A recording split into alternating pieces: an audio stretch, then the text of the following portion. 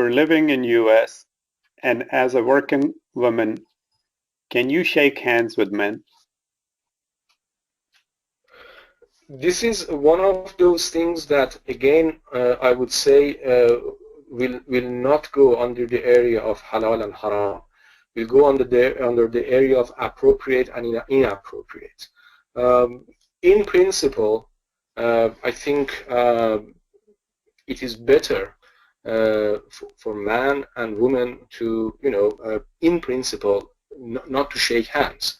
But really, if you think about it, the main reason that we say that, it is not because if the hand of man and woman touch each other, something will happen in up there in the heavens, and then some sort of crime will be assigned for me. It is not like that. It is more realistic than that.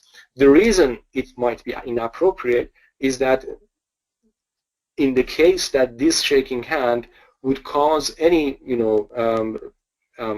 inappropriate thought and perhaps even further consequences after that.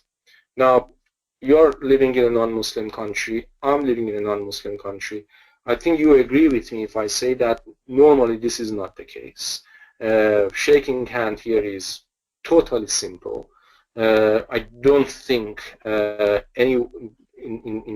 in practice anyone, by shaking hand of a lady or a man, or a lady shaking hand with a man, I don't think really something inappropriate is happening in between.